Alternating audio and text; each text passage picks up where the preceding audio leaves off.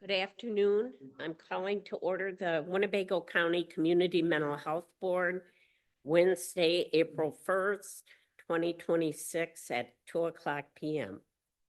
Welcome, everyone. Roll call, Marion Abadi present, Andrell Bradshaw, Dr. Copeland, Dr. Giardini, Dr. Gorski, Dick Clunert, Tim Neighbors, Jeff Nielsen, Dr. Penny, Mohammed Yunus, Jason Holcomb, and guests and staff. All welcome. Okay, we have one public comment, and I do believe the person's name is Octane Horton from Lifford. Pardon me? You can come up here.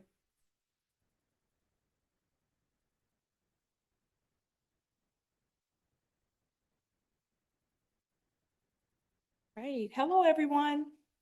I am Octavine. I'm the program manager with Live for Lolly. I just wanted to give a quick update of what we have been pretty much able to do in the amount of participants we have been able to service with our mobile outreach van. So for Jubilee's Shelter Care, over the last couple of months, we were able to service 355 participants. Park Terrace, we were able to service 115 participants. United Methodist Church, over the last couple of months, we were able to service 63 participants. At Liquor Store, we were able to service 44 participants. Some quick collaborations that we're very excited about, that we were able to establish with our mobile outreach unit, van, I should say, is UIC Street Medicine. That is a phenomenal collaboration. We're going to be able to have medical students shadow on our van. It's one thing to be able to service individuals and provide a service. It's another thing to be able to provide wraparound care. So with these medical students being able to be on the van, it's the linkage to primary care. A lot of our individuals are unhoused. They haven't seen the doctors in years for many different reasons. This is going to give the linkage to give them the care that they need. This is very exciting for our organization. And that just is pretty much, I can go on and on, but I thought I'm going to keep it short. I just wanted to give that quick update and thank you. Well, thank you. We do not have any presentations today, so we'll move on to our monthly activity report.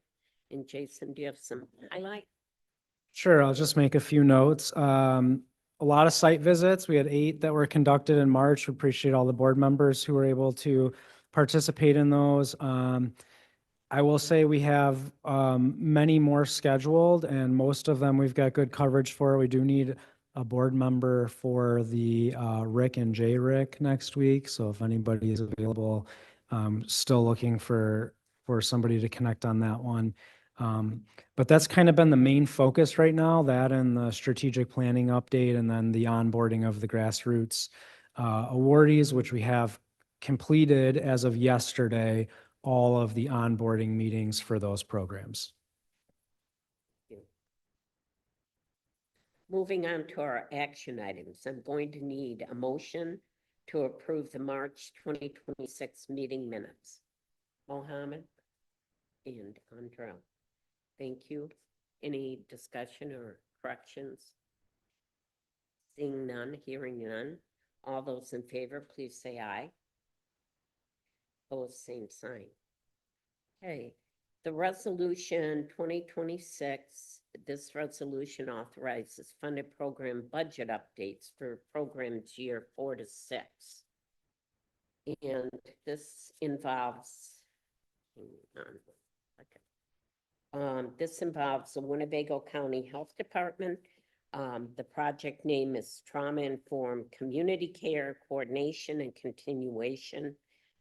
They basically have expense changes in line items from direct personnel is decreasing by $5,558. Direct personnel tax and fringe benefit decreased by $1,988. Direct supplies decreases by 4,534. And direct travel decreased by $70 and consultants increased by 3,800. Occupancy is decreased by 1,603. And then other direct administrative costs increased by 4,469. And finally, the direct administration increased by 4,484. So there's also included in changes is Shelter Care Ministries. And the program name is Jubilee Community Outreach and Housing Stability Program. And there, again, it's only expense changes. Direct personnel decreased by 6,800. Direct supplies increased by 3,000. Direct equipment increased by 2,800. And other direct administrative costs increased by 1,000. So I would need a motion to approve these changes in their particular budgets. Okay, Dick and Mohammed. Any questions? Yes, Jeff. Okay, we have a representative here from Shelter Care, so.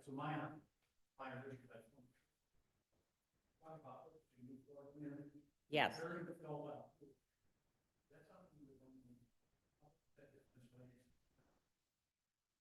Do you?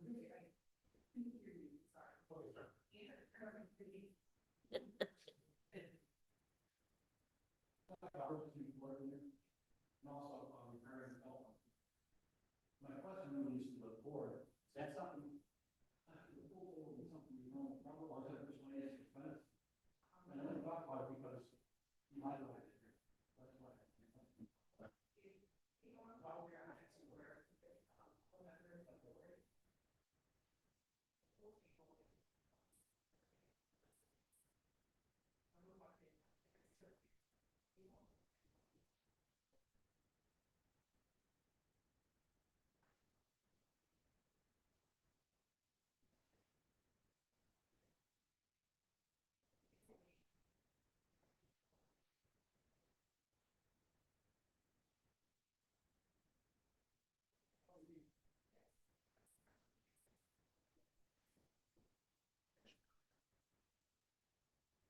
Okay.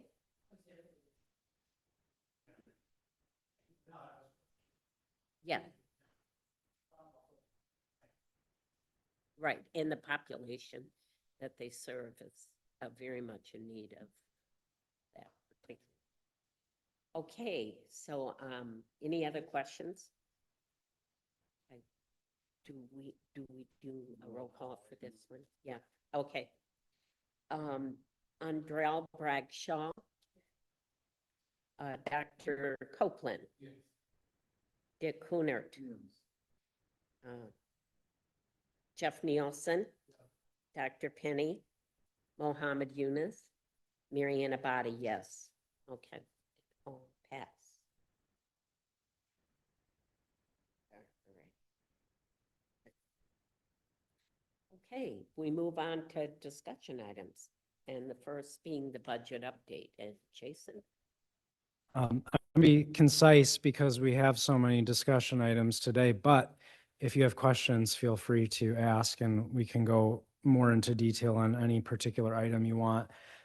This is a quarterly budget update, so we now have some actuals and estimated numbers for quarter one of fiscal year 26, which would be October through December of 2025. Quarter one is actually the hardest quarter to estimate because everything lags 3 months. So basically, we're working with a lot of estimates in quarter one, and a lot of what gets submitted in quarter one actually goes back onto the past year's fiscal year budget. So revenue numbers at this point are just estimates. We do not have the actual revenue numbers for quarter one yet. On expenses, though, we do have some actuals there. I'm estimating on the program grants, but I'm estimating in a very educated way based on what we've approved in program year 5 over the 3-month period that would most likely correspond to Q1. And I think we're doing well in that spot at about almost 20% spending to budget on program grants at the 25% through the year. And on administrative or the contracted staff, that's at about 20% as well, 25% of the year, so about 5% under budget there. The only two expenditure line items where we were over budget and not actually over the total budget amount for the year, but over that 25% benchmark would be for technology, which is at 68% spending. The reason for that is the grant management platform is the major expense for technology, and that's one time per year payment right at the beginning of the year. So that's already been paid for the year. So no expectation to exceed that budget number, just front loaded. And similarly, the insurance, liability insurance is all paid up front for the year. So while it's at 78% of budget, I don't anticipate that to go up at all during the year. That's a one-time expenditure. One thing I will note, because I think there was a couple of board meetings ago, the last time I did a budget update, somebody asked about what the main items were for program underspending. And so I did a little bit more of a deep dive on our program year 4 final numbers. And what I actually found was that spending was quite a bit better than I had originally anticipated. The average spend was 82% of budget, and 28 of the 38 programs were over 80% spending. Only 5 were between 70 and 80% spending, and only 5 were under 70% of their budget for the first program year of the multi-year grants. And personnel was actually not the lowest spending item. Personnel was about average at 83.5%, and fringe benefits were 82% of budget of actual expenditures. The largest underspend was actually contractual. And what we found was that some of the organizations that weren't providing the mental health services directly, but were contracting with a provider, they often found it difficult to fill those contracted positions or to have those contractual obligations met. And so there was underspending in those. So that's something we've already been working with some of the organizations on, as they've shifted, in some cases, shifted the organization they're working with on the contractual, like contracted therapy side. But we will continue to monitor that and work with some of the organizations on that particular line item. Any questions on the board?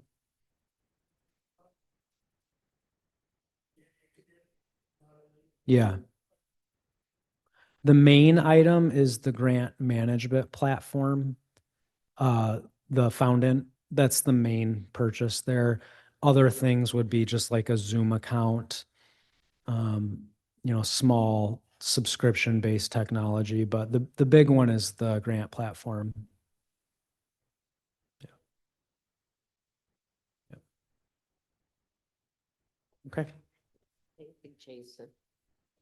And the second discussion item is the HIPAA compliant rideshare administrative policy. Thank you. I think Reagan gave a really good update on this a couple of months back, and we've been tracking the monthly usage. We also engaged in interviews with the program utilizers, and we broke that into 2 different types of focus groups. One was for high utilizers, and one was for low utilizers. And we had a set of questions that we focused in on to better understand why, what challenges and barriers there were, what things were working well. On the whole, things are working well, and there weren't a lot of notable changes that need to be made. And on a budget side, we also did not find that we were going to overutilize the budget limit of $120,000 for the program year. We have seen a couple of new enrollees this year, just one new program, and all of the programs that were in the first year have renewed for the second year. So, so we're not anticipating significant changes, but there were a couple of things that we, based on feedback from the interviews and focus groups, that we felt could be updated in the user agreement, the user policy, before we start the next program year, which would start June 1st. So on a budget side, not recommending increasing the cap of 120,000. We haven't approached that yet, so we can keep that the same.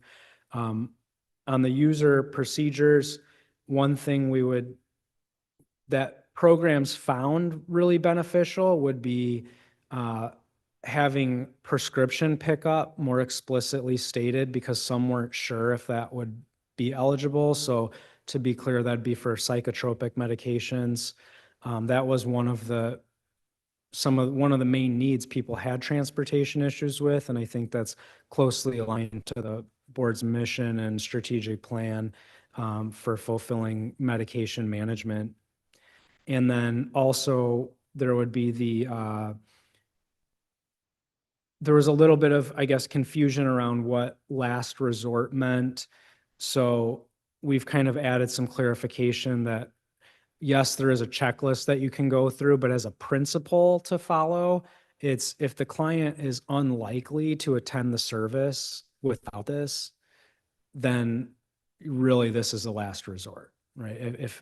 Even if there is some possibility of another transportation option, but the client's not likely to use that and they're not likely to make their appointment without this, then that's a general principle to follow. We haven't seen overuse as an issue, so I don't think that's a problem at this moment in time, but we'll continue to monitor it, and we do monitor usage on a monthly basis. And then the final thing was just clarifying that I think previously we had just made a point to say that if the ride was the destination or the pickup location was outside of Winnebago County, that the provider could be charged for it. But we've actually been able to make an adjustment with Kaizen Health where they will block that ride, so it'll just be canceled and they won't be able to do the pickup or drop off outside of Winnebago County, just to make sure it truly is staying within the county where these dedicated funds are meant to be used. So those are the procedure updates. And then I think our idea was just to have it for discussion today, so that if any of you had any further questions or feedback, then we could bring it to the board for approval at the May meeting. So welcome to give feedback or ask questions now, or certainly probably over the next week, maybe by end of next week, if you had additional feedback, we could take that and prepare it for the next board meeting. Yes. Yes.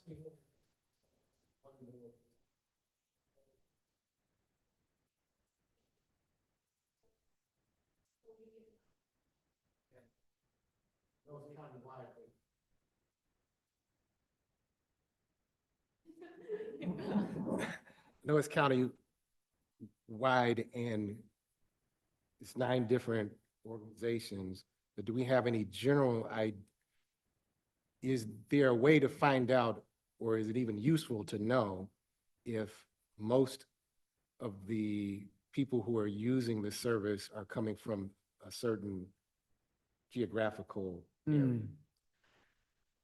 Have we already started that? Oh, great. So the last time I had given an update, Maria, one of our data analysts, was able to make me a map of every kind of home address zip code. So we were able to look at like what zip codes everyone who's being served is in. And I think we could update that for June if you'd like to see it. Well, only reason I ask at this scale, I mean, 9 organizations, it might not make a big difference, but if we were to expand it, it would seem to me that if we know that outsized proportion of users are coming from a certain maybe zip code or maybe region or community, it might be worth it to sort of either see if there's a way to provide synergy with RMTD or figure out some other things. Not that, not that I'm against us paying for it. I'm just saying that if there's something that is structural, Yeah. as opposed to, as I understand it right now, and what I perceive it to be with these 9 different organizations, yeah, there might be pockets where it's coming, but it's not like a really dense thing. But if we come to find out it is, then maybe there's another approach we might be able to take. Yeah, using the data to identify system or community gaps that maybe need to be addressed beyond this service. Yeah. I think that's a great point, and we'll do a year-end report. So once we get the final data for the first year, we can look at that and identify the geographic pockets that are more heavy utilized or less, or maybe it's completely proportionate. You know, we'll find that out. We do have, we try to address this every so often at the Learning Network collaborative meetings as well, where the community agencies come in to not only encourage additional organizations to use it, but also to get feedback for what the ongoing needs are. And we do have RMTD coming to the next one as well, so they can talk about their services and make sure that there's not underutilization of what they have available just because of a lack of knowledge. Yeah.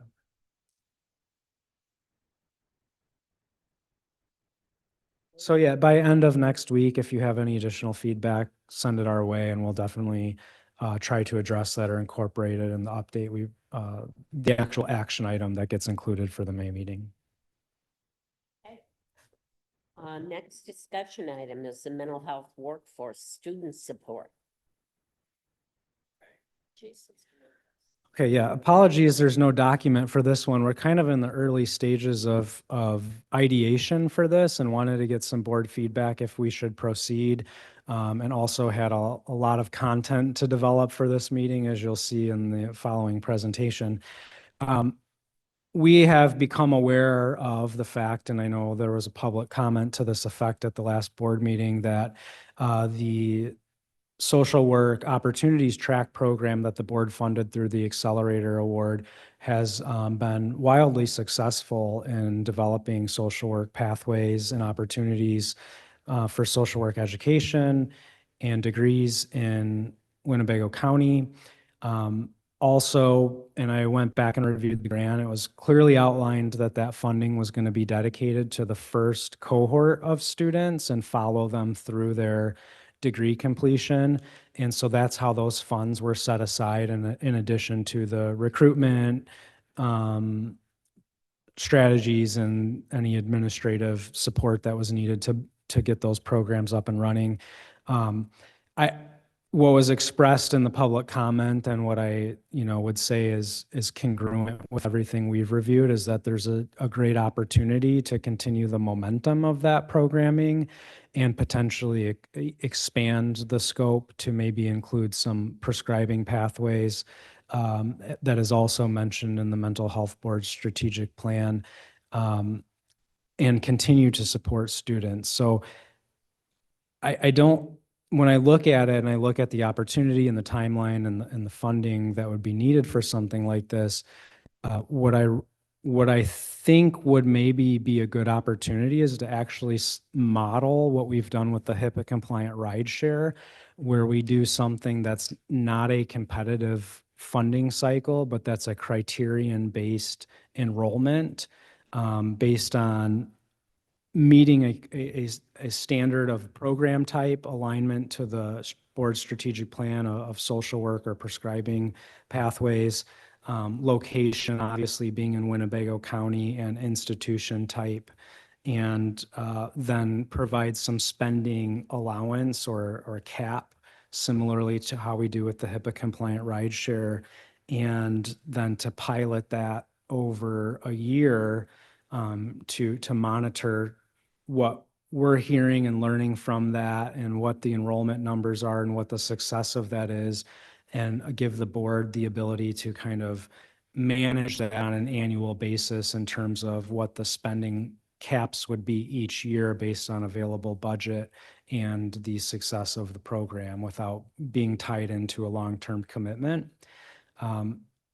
I have just started to look at some models, other mental health boards that are doing student supporter tuition reimbursement, also looking at what the SWAT program has already accomplished and what their model was.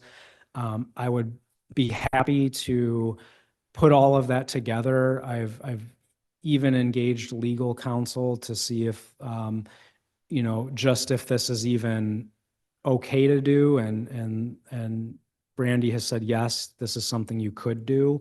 But really, it's just, does the board want us to proceed in developing that as an opportunity for you to review and determine if you would like to put forward a program like that? No, the peer support specialist, we have in our discovery have found that the state's covering the cost of that in its entirety right now. And so what we've done is we've invited the program lead from NIU, because they've got an online program and they provide all the tuition and all the student wraparound support for that. And they've got a number of enrollees from Winnebago County. And they said they're not really in need of additional funding for that right now. What they need is more of the connections to placement. And so we've invited them to come to the Next Learning Network Collaborative to present and to make those connections with the service agencies. But this would be more focused into the social work and the prescribing physicians, prescribers, which at this moment in time may only be nurse practitioners in terms of currently developed programs in Winnebago County.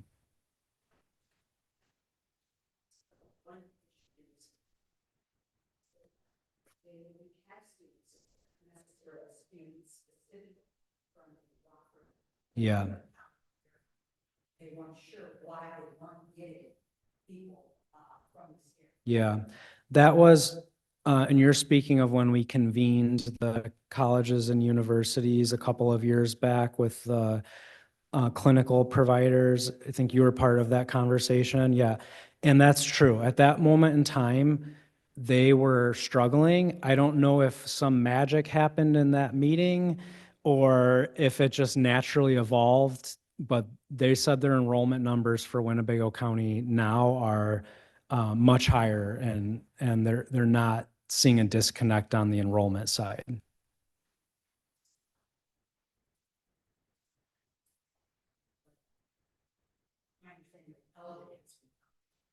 Elgin has one. I think theirs is in person, whereas the NIU one is online. And I think we could still try to make a connection with Elgin. I'm imagining they probably do have enrollment from Winnebago County as well.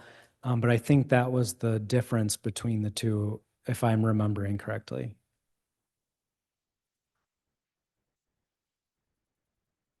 We've been talking about needing more workers that are degree positions. Mm-hmm. But several agencies have also talked about this having lines that have non-degree positions filled as well. That's something that we can address with some type of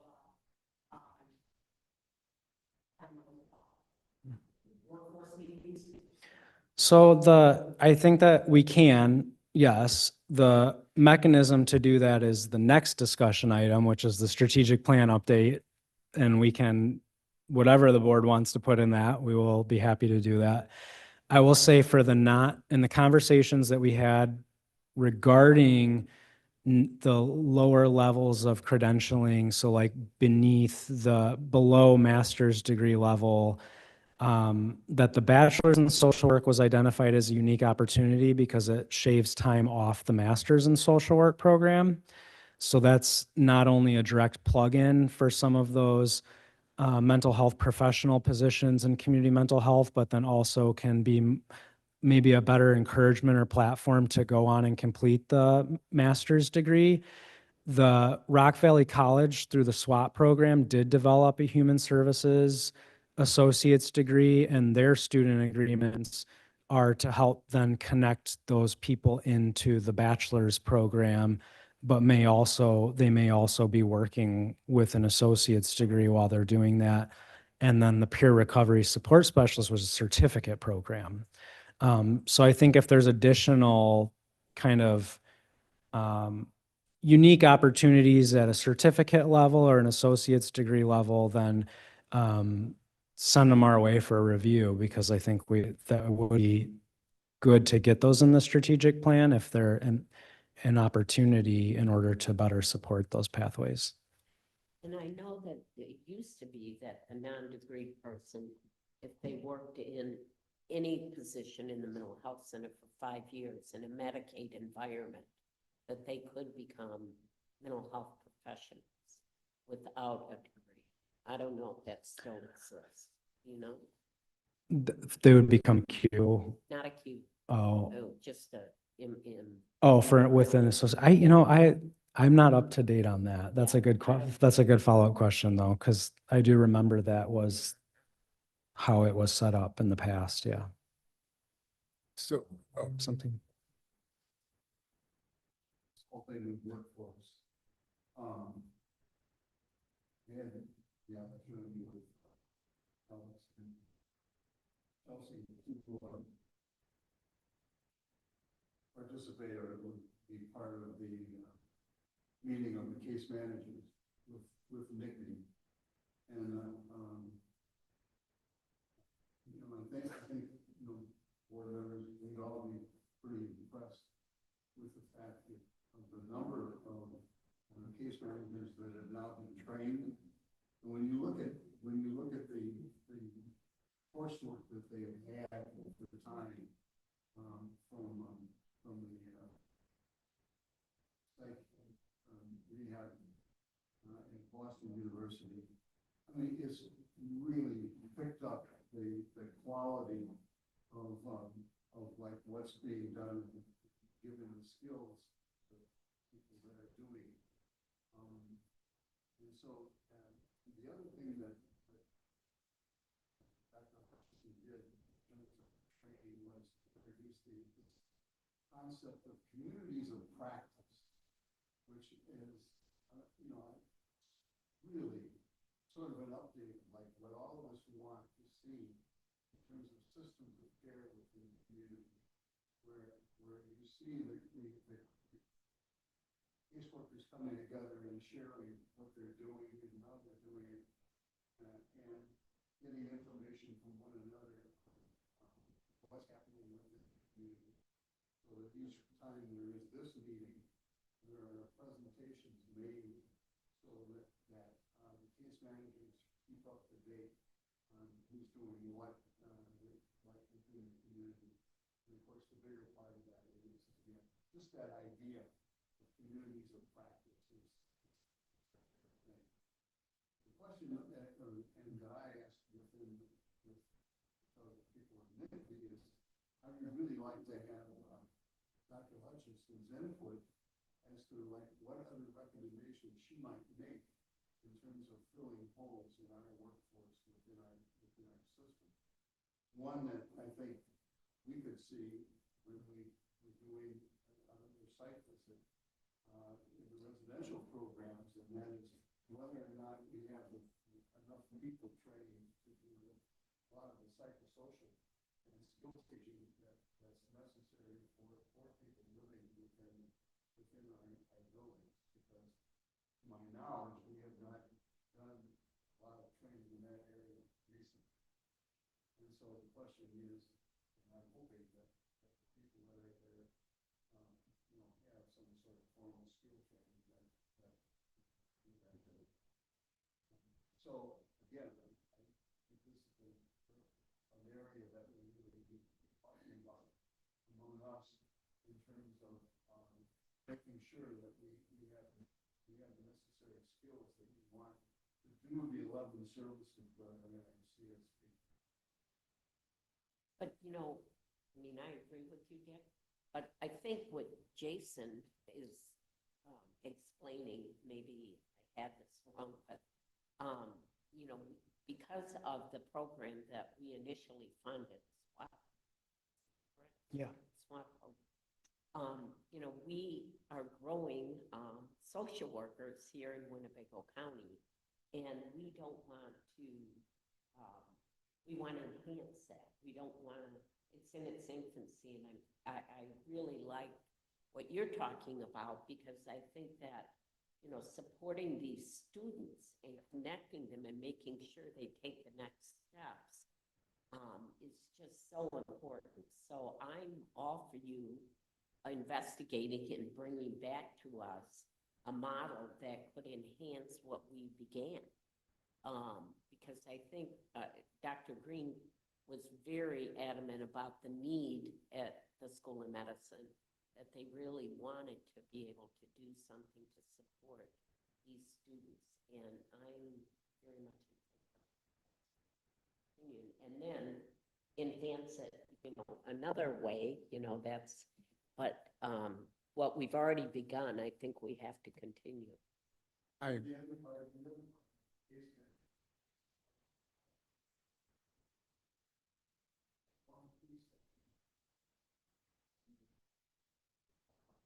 Still about a 4-week wait in many, in terms of access between assessment and therapy. So the case managers are helping in many times with crisis management of people who are on the waiting list to get into service. And so, you know, yeah, Mary Ann. Yeah, that could be a piece of it, you Yeah, know. so we need all of it. You know? Yeah. We need the whole thing, the spectrum of people to be helping. so I agree that we need to not only continue the discussion, but the things that we've already done well, we need to make sure that we're taking it to completion. Right, that's my, Not trying to just have a model just to have a model. We're actually trying to have a model so that we'll have actual people in the thing. But I would also, in light of what has already been said by Dr. Bragg and Dick as well, I think there are probably some unique opportunities at this point as we get this pilot going to build in some synergies as we go. So you mentioned the caseworker piece. We talked about I think you were talking about prescriber pathway and some of these other things. So I think not just on the funding side, but the support side, there might be some synergies that we need to explore with the healthcare systems and various other maybe not so usual partners that could help us in the long run with the ecosystem. And what I mean by that is, and obviously we'll talk about it when we get to the workforce development piece, because there's some pieces you already have in here. But I think that we need to keep on thinking about what the original vision was in terms of this ecosystem and how we can make it self-sustaining as opposed to, you know, following the whims of who's in office or who's where or whatever. okay.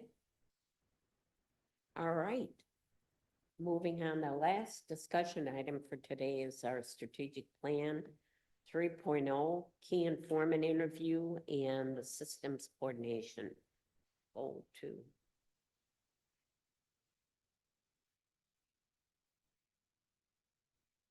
Jason? Yeah, I'm getting the screen shared here for the presentation.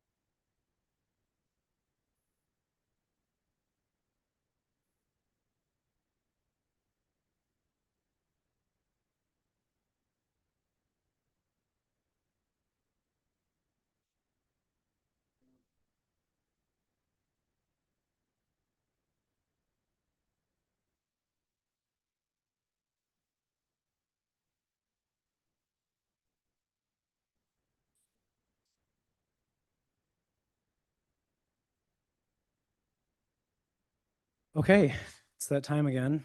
We're gonna keep updating the strategic plan because we have to.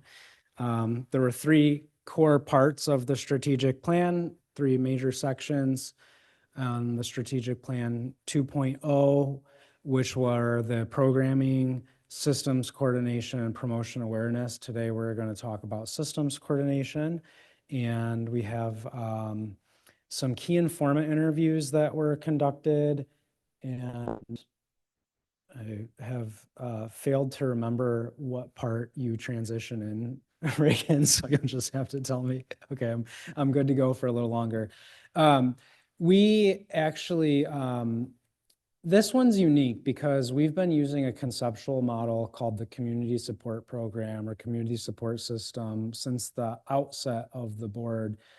As far back as we go. It might be in the bylaws. We'll have to go back and double check that. But it's a great conceptual model that assists not only with the planning process, but also the implementation process. It is rooted in research from the deinstitutionalization movement and community mental health movement, all the way back to really the 1960s. And it is the vision of a person with serious mental illness or substance use disorder being able to live and recover in their community. The challenge with the model, there's two challenges with it. Number one is that it assumes a coordinating entity that has centralized control and authority that most likely was intended to be states, and that's not what is being operated currently. There's a lot of decentralization, so it's hard to coordinate the way that the model may be envisioned. And the second challenge with it is that the research for the model specifically, the way that it's designed and the way it's communicated, really starts to phase out in the 1980s. But you see it pick up, just it's called something different. And if you really kind of follow the research and you follow the system and the model, what you see is that it transforms into the certified community behavioral health center model. And if you look at the components of that, you see that they're basically the components of a community support program. So this was the vision here, and this visualization is not from the research, but from a locally, it was never so colorful, I don't think, in the primers that I read, but I think we made it colorful for this community, and a lot of people identify with this. A lot of people see this and they know exactly what is meant by it, where it's from, why it's talked about, and it's really become kind of a staple in the work that we do, and people recognize it. This is the CCBHC services, the 9 components of that. And when you compare the two, it's the same stuff, really. So, I mean, that's really what happened, I think, is at some point, the research continued and it just was transformed into a different model where it requires less centralized authority and it can be operated more at a county level, which is now what's happening with the CCBHCs across the country. Crisis services, outpatient mental health and substance use, person and family-centered treatment planning, community-based mental health care for veterans, peer family support and counselor services, targeted care management, outpatient primary screening and monitoring, psychiatric rehabilitation services, screening, diagnostic, and risk assessment. So if I just scroll back, it's largely the same stuff.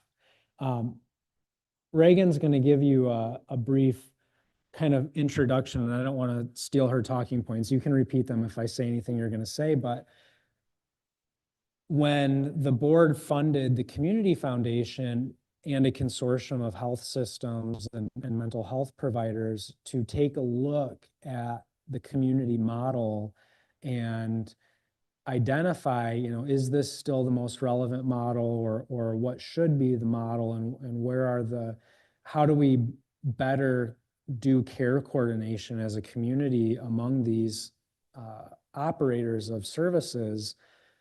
What they identified and the lead consultant for that identified was the CCBHC system. And as we really looked into that, it was like, yeah, this is the updated version of the CSS. But with making such a big transition, we felt that it was extremely important to talk to the providers that are represented in the various areas. And so that is kind of what we mean by key informant interviews and what we conducted. And Reagan's going to walk you through what that process looked like and what the findings of that were.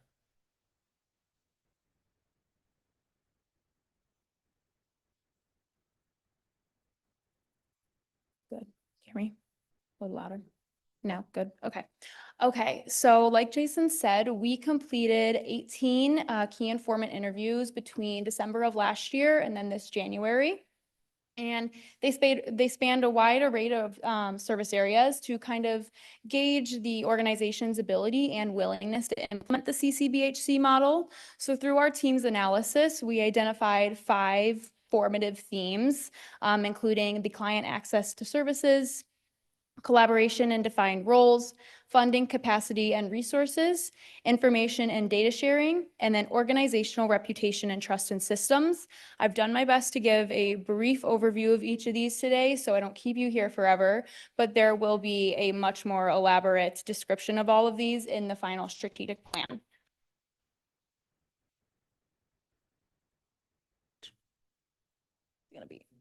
Am I gonna scroll? Okay. All right, so the first being client access to services. This way. All right, there we go. Okay, so it's going to be the key informants strongly supported a one-stop shop model where multiple services are housed in one location to improve coordination, referrals, and access to care. They emphasize using a no wrong door approach rather than a single entry system, which can limit access and create imbalances between organizations. Key informants also stressed the importance of preserving the client choice and autonomy, noting that trust and outcomes depend on clients having control over their care and their referrals. Next is going to be collaboration and defined roles. So key informants expressed uncertainty about the role of spoke organizations in the CCBHC model, including concerns about their responsibilities, their autonomy, and whether they'd be sharing sensitive information. They emphasize the need for clearer guidance on expectations and benefits before implementation. And while collaboration is seen as essential to avoid service duplication and address gaps, challenges such as organizational silos, misaligned missions, and resistance to partnership do remain. Informants suggested that more structured collaboration and inclusion of lived experience could improve coordination and effectiveness. Next, funding capacity and resources.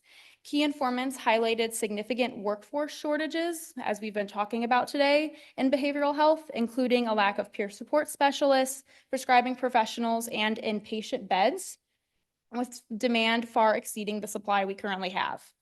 They also noted high burnout and turnover and emphasized the need to recruit, retain, and develop local talent. Concerns were raised about whether organizations and the hub organization have the capacity to implement the CCBHC model without additional staffing. Informants stressed that increased funding, particularly through Medicaid or other sources, would be critical to address workforce gaps and support expanded services. Next, for information and data sharing, key informants noted that referral platforms like Iris and Gelada help coordinate care, but their effectiveness depends on widespread participation and raises legal and ethical concerns. And data sharing is seen as valuable for improving coordination, reducing repeated client storytelling, and enabling more proactive, trauma-informed care. Those systems remain vulnerable to human error. Despite interest in better data sharing, strict legal and regulatory differences across sectors limit full system integration, but still a more comprehensive and secure data sharing system could encourage greater participation in the CCBHC model from the spoke organizations. And then finally, for organizational reputation and trust in systems, we learned of the key informants. There we go. The key informants found that the hub organization has longstanding partnerships in Winnebago County, but client trust is mixed due to past experiences and broader skepticism of the behavioral health system. Historical events and perceptions such as service closures and insurance-related concerns continue to shape public opinion and complicate relationships between clients and providers. Trust among organizations is also fragile, with ongoing challenges around silos and concerns about referral practices.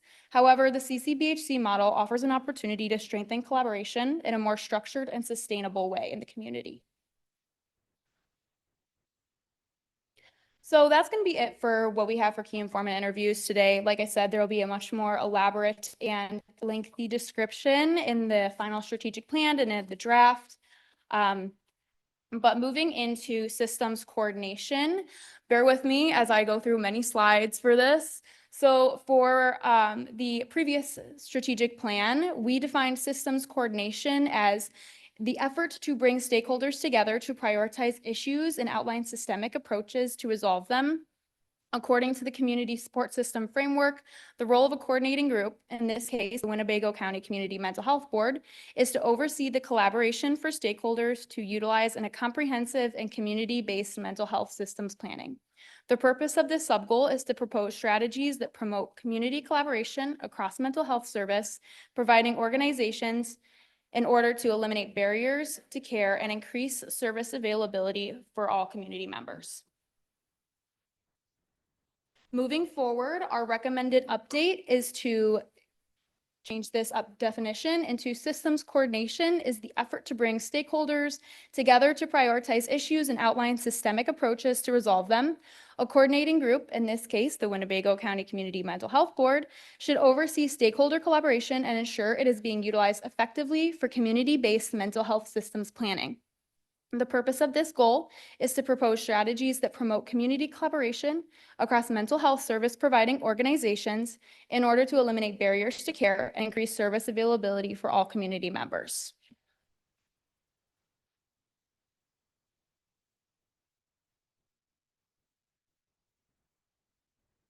Okay, the first objective is objective 2.1, access. The definition of this is to identify and improve the structural barriers to accessing mental health services. The strategy A, is increase resources for limited English proficiency individuals who need mental health or substance abuse services. And then for a measure of success, got it. It's gonna be easier, yeah. Go back to the last one. There we go. Okay. So the measure of success from the last strategic plan was increase the percentage of mental health organizations that provide interpretation services and the number of languages in which interpretation is provided. We recommend updating this to increase or maintain the percentage of mental health organizations that provide interpretation services and the number of languages in which interpretation is provided. In Winnebago County, language barriers can prevent people from accessing mental health support. Through the Engage R1 WCCMHB funded programs page, the public can translate local organization and programming information into 8 languages commonly spoken in the area. Programs such as the EMAS mental health program, which serves the Hispanic community, ensures that diverse groups have access to mental health care.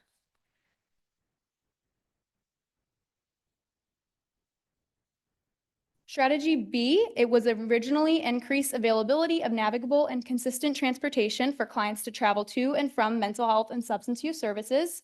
We recommend updating this to promote and maintain availability of navigable and consistent transportation for clients to travel to and from mental health and substance use services. The original measure of success was to increase the percentage of residents who feel services are able to be reached in their area, and we recommend updating this to increase or maintain the percentage of residents who feel like services are accessible in their community. One example of us doing this is the Kaizen Health HIPAA-compliant rideshare program, which launched in June 2025 and will be continued into the second year.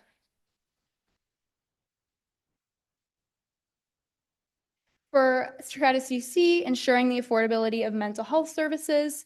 Affordability is a commonly cited issue in access to mental health services.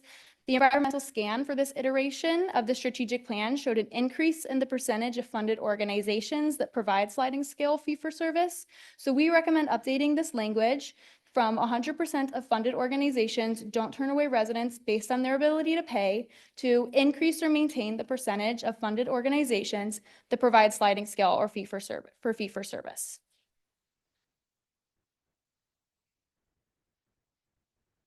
Objective 2.2 is collaboration and support. This is defined by improved network cohesion and coordination of services among funded programs.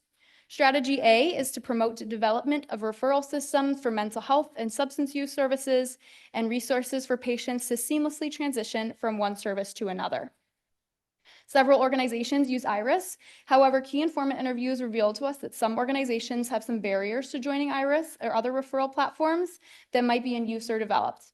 As a result of this, we are recommending that we update the measure of success language from referral platform utilized by all funded agencies to 90% of all funded agencies utilize the referral system.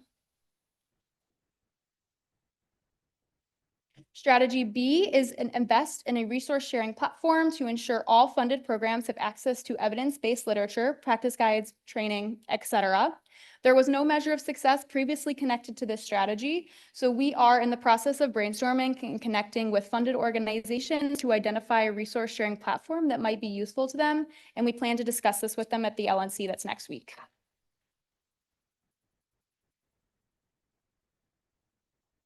Strategy C originally read, ensure the quality of local services through promotion of accreditation providers and programs. We are recommending updating that language to support maintenance of CCBHC county designation and connection of service providers to CCBHC designated organization.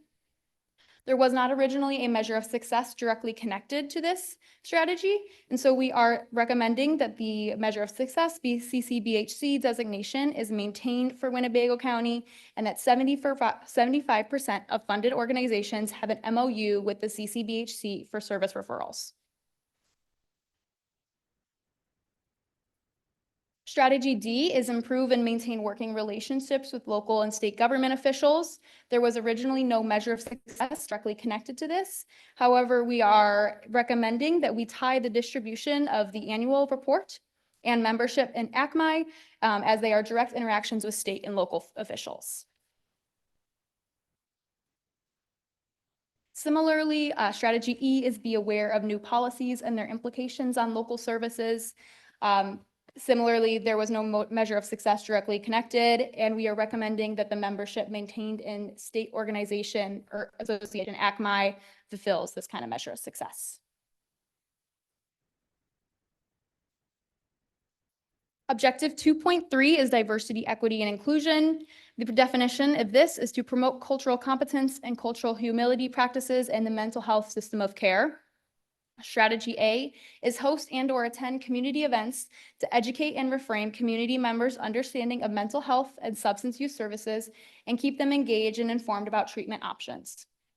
There was not originally a measure of success tied to this, and we are recommending that the measure of success be 90% of funded organizations participate in annual community education event Building Bridges. Strategy B originally was pursue organizational, cultural competence, and humility in both WCCMHB and funded programs. We are recommending updating this language to pursue and maintain organizational, cultural competence, and humility in both WCCMHB and funded programs.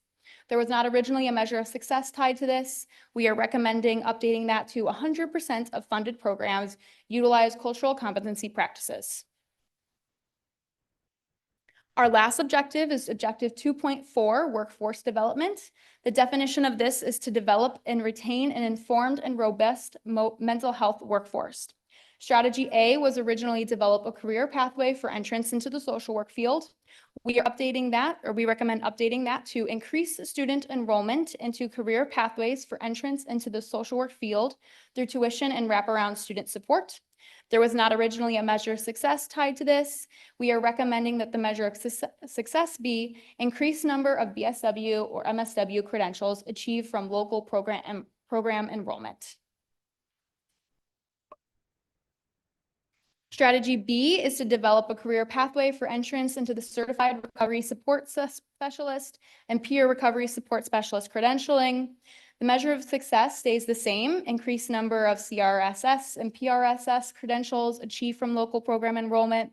Like we kind of talked about earlier, we haven't achieved progress through the strategy yet because the only semi-local programs for PRSS are through NIU, online, and Elgin in person. Like Jason said, NIU is attending the upcoming April LNC to connect their Winnebago County enrollees to funded programs for internships. PRSS funding is provided through the state of Illinois and has been deemed unnecessary for further additional funding at this time. Strategy C was originally develop a career pathway for entrance into medication prescribing licensures. We recommend updating this language to increase student enrollments into career pathways for psychotropic medication prescribing professionals through tuition and wraparound student support. There was not originally a measure of success connected to this, and so we are recommending that the measure of success be increase the number of nurse practitioners and/or medical doctors specializing in mental health and substance use credentials achieved from local program enrollment.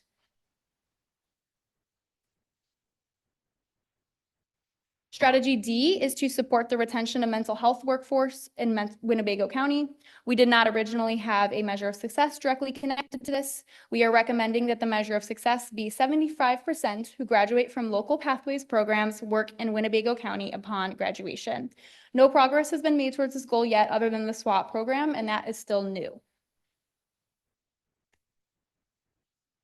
So here you're going to see the old formatting, how the measure of success was not directly tied to any objectives that we had just talked about or any strategies we have just talked about. So if you move forward, this would be the recommended new formatting. So we are able to show a measure of success that directly relates to every strategy that's been presented here today. This is a compilation of the strategies that were originally presented for Strategic Plan 2.0. Just another one. And then here are the recommended strategies. The changes are underlined.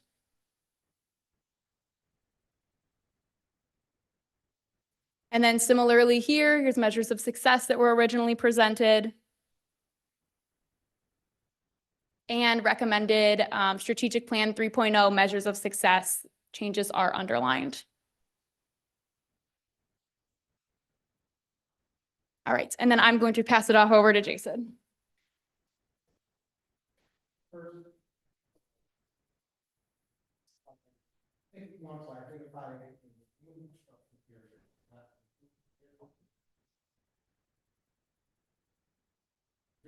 Very first one. Yeah, very first, objective 2.1.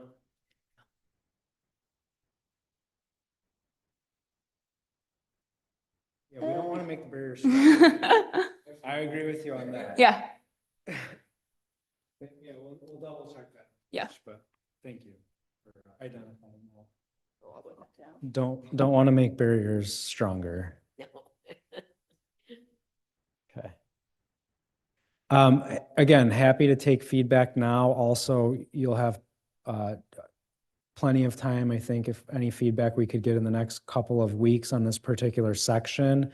And then at the next meeting, we'll be moving forward into promotion and awareness. I think Alex did get feedback on the programming section already from the last meeting. So we're going to be incorporating that feedback. And then, of course, there's still many steps left in this process. We'll be bringing a full draft of the updated report with narrative developed for each of the sections to the June meeting. There will be a public comment period for any members of the public to make comments. We will then review those comments, make any additional changes, and bring it back to the board for full approval. Likely at the August meeting, if the comments aren't too challenging, we'll see. The next part is kind of what I think is, going to be one of the more challenging parts of this, because if we're shifting our model, it kind of dictates that we shift our visualization a little bit. So one of the things that came out of the Guidehouse report was this hub and spoke visualization. And that was actually one of the things that got the most pushback in our key informant interviews.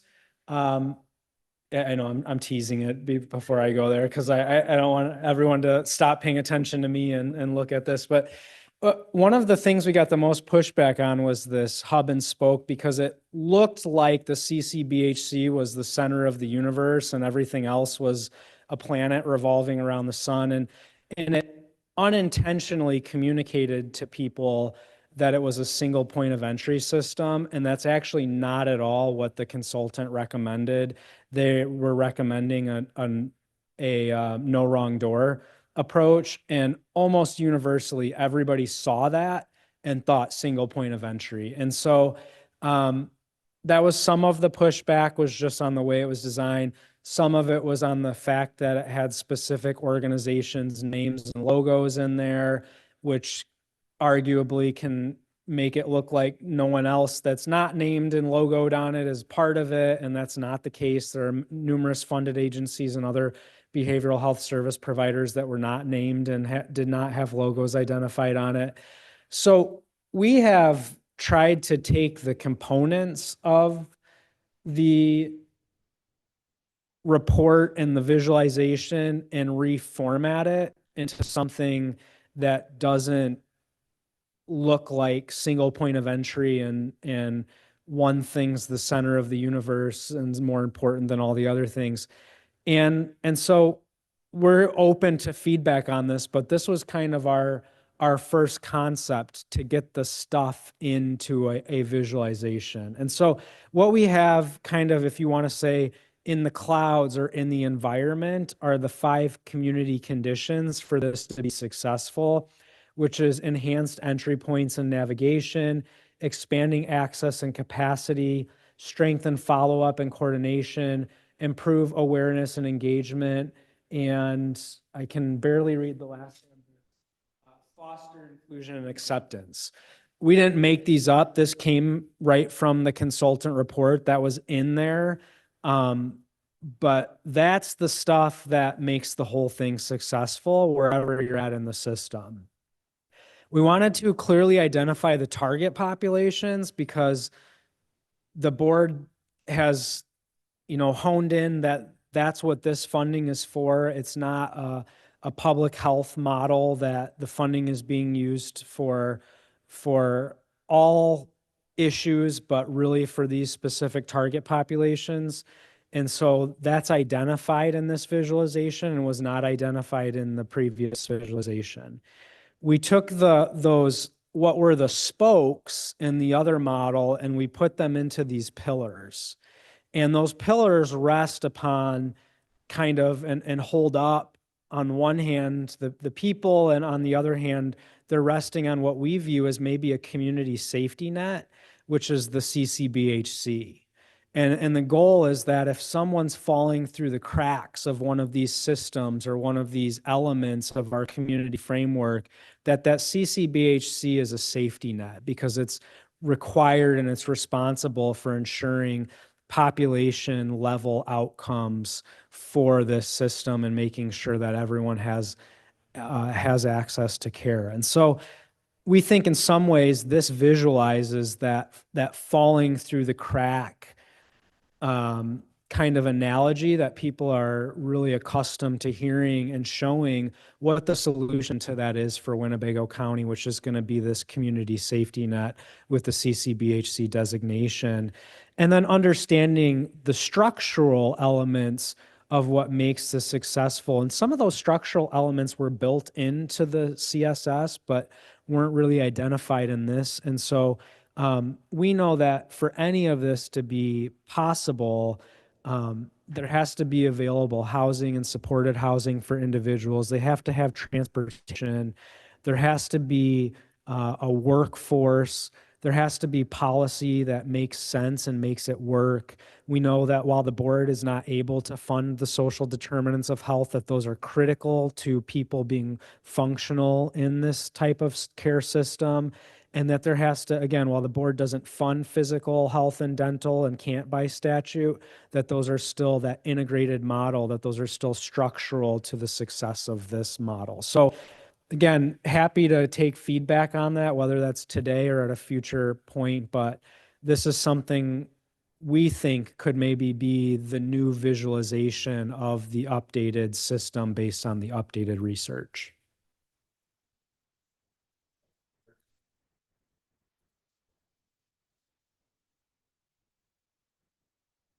We talk about the fact that we want to program the evidence base. I think we have to discuss the whole piece. Evidence based, you know, is on finding a place where whatever you're doing is research. And evidence based means you're going to replicate what they did in order to get the same outcome. I'm not sure, at this point, we have things coming in that we're simply saying are evidence-based, but we don't see what it's tied to or necessarily, and then we get into the workforce, we don't always get to see whether or not they have a workforce with the skill sets that are necessary in order to replicate what they say they want. So there's another piece of that.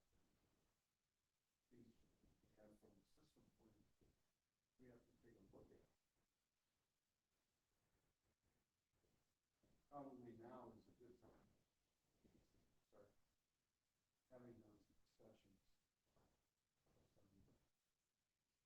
Yeah, definitely now is the time, because getting it baked into the strategic plan will, I will say, the evidence-based part is in the current strategic plan, not as an objective, but as a general framework of what the board will fund. And evidence-based being the top, I guess, tier or standard research-based, which would be a tier below that, which is that there is research to support it, but it might not be replicated from an exact study that was generalized, and then emerging practice, which would be kind of the lowest tier of there's something that's happening that's new and it looks like the research is supporting it, but it hasn't met that quality standard of evidence-based practice yet. We could, if you feel that there's a strategy that should be specifically helping organizations do that, one of the things we looked at, and I think it is in one of the strategies, we were looking at a tool called like PracticeWise or something similar to that provided provided a research database to organizations. And I think in earlier years when we kind of brought that to attention, we didn't get a lot of, it didn't seem like it was like something that everybody wanted to jump on to use. Maybe a community of practice is a better mechanism for that. We were going to bring that up at the Learning Network Collaborative for the organizations to get their feedback at the next one, so that that goal can be refined in here. But the community of practice that you brought up earlier, maybe that's a model to replicate from what they're doing in case management into for social workers and therapists and clinical practitioners as well.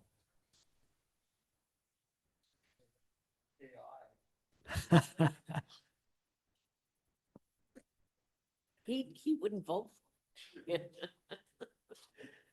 Any other feedback, whether it's on the visualization or elements of the strategic plan that you wanted to comment on?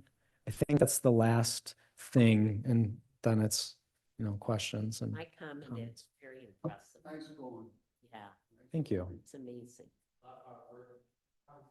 Work went into this, and it's appreciated. I wonder, and I don't know, I'm thinking out loud as first of all, I like the visualization. I'm wondering, do we have to document or visualize, or even in the strategic plan, I think there was a hint of it, there's some intangible conditions. I think in the strategic plan, or some of the feedback had something to do with trust of the organizations, or reputation, and Yeah. It's trust in systems and all that type of thing. seemed it was needed. Yeah, I'm wondering, I don't know where it fits, and I don't know that, I'm not saying that it has to fit into anything, but I'm wondering, is there a way we account for that somewhere in our either strategic plan or in the visualization of what we are doing? Because sometimes, or not sometimes, when we're dealing with systems, it's always the thing in the bushes that is gumming up the system. There's a book called The Thing in the Bushes, and basically the guy argues that it's not what the stated problem is, it's the thing that nobody's talking about that is keeping it from moving forward. And I Yeah. don't know how to articulate that, and I'm not saying that it has to be, but it seems to me there needs to be, because it was hinted at as we were talking about it, and I think that's some of the feedback that you got from the stakeholders, was this idea of reputation, of trust, of sort of past history and Yeah. all that type of thing. Maybe it's, yeah. And I don't know what to do with that, but it seems to me that if we're not somehow or another, at least baking that into our thinking about stuff, because ultimately, at least from my perspective, ultimately what we're eventually doing is, however you frame it, is we're creating an ecosystem. We're creating a whole different culture type of thing. Yeah. And when you're dealing with culture, it's not just the institutions and the structural things. Sometimes it's the community ethos, it's the sort of past history, and it's the things that that at least I understood you to be saying when you were talking about the feedback that you got from these organizations. And I don't know what to do with that, but I did just want to lay it on the table to say that that might be something we need to think about, how we're taking account of that and or measuring that. Because some of the things that actually make the most difference might not be able to be measured by traditional means. I think you had talked to me once before about how one of the, in terms of analysis, one of the sort of burgeoning sort of fields is this, how do you deal with anecdotes and not just the stats, but what people are saying about, and people's perception about Yeah. whatever's going on. So somehow or another, I'm just saying that needs to be accounted. Thank you for that. And I do have an anecdote for that. Well, when we did our key informant interviews, we did hear that, and the trust between organizations, in some cases is strong, but some cases, it's not always present, and the history with clients. The two things we heard, and again, this is anecdotal because I'm not saying what percentage of organizations express this. There were a number of organizations that felt that trust was increased when services were provided in partnership with community-based organizations that were maybe non-clinical providers. And I think the board already funds some of those. I'll just give you examples. The Boys and Girls Club, the YMCA, where they have an existing membership, and they're bringing the resource there rather than referring the person to another place. And I think that's one of the things that we've heard, whether it's through site visits or just even through the key informant interviews, that has helped with trust. And then the other one would be that those organizations who participate in the Family Peace Center expressed that as a potential model for replication for the trust side of things. I think the scope of the work is much larger, so there's probably no reality of all services, all mental health services, in the entire community, and all organizations being in one place. But even if it's as an admissions or intake or something, when people were working together in the same space, they unequivocally communicated that increased trust among the organizations. So however that's dealt with, I don't know, but that's the feedback we got. Break sound barriers. among- Yeah, anecdotal. Sorry, that's why I mean it was anecdotal, because we didn't get into the, yeah. Yeah.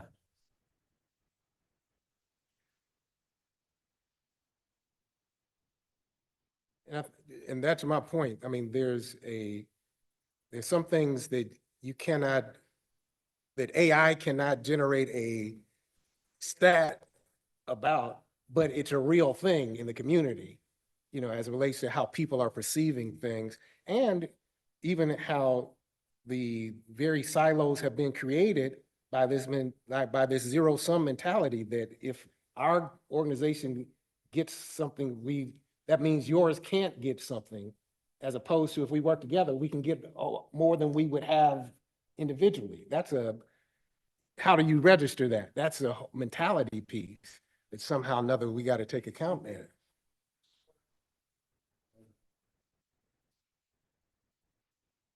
Years ago, when the department was at its best, and people had money,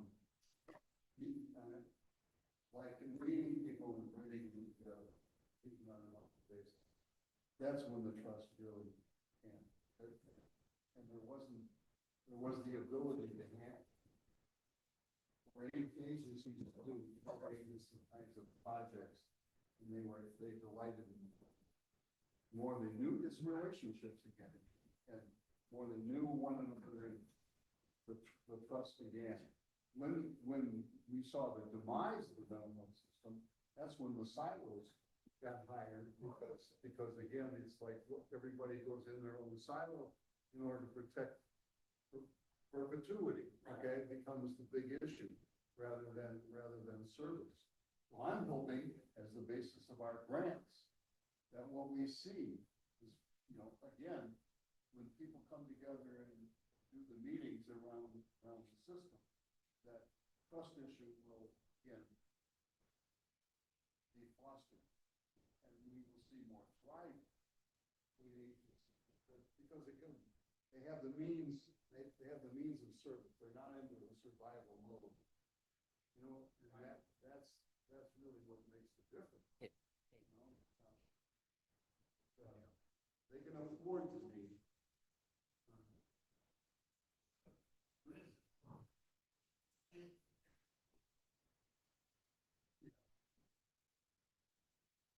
Mohammed, do you have a model or a tool that you recommend for that? Yeah, thank you.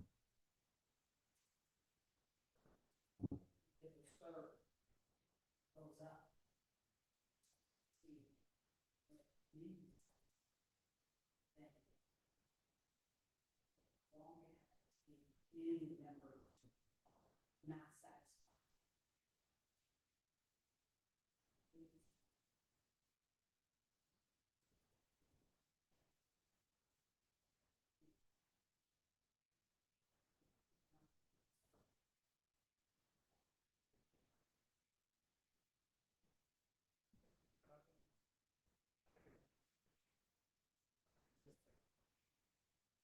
Trust.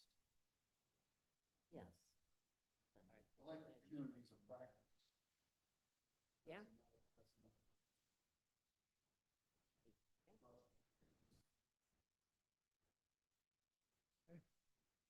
Okay, thank you very much for. We'll send those slides out to everyone, and certainly just a reminder of, you know, the time period for which we're collecting direct feedback from the board, and please feel free to send us any additional commentary that you have. So moving on the agenda, there is nothing I have under other matters.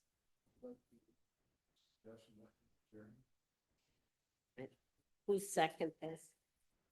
Oh, Andrea, okay. All those in favor, please say aye. Aye. Opposed, same sign.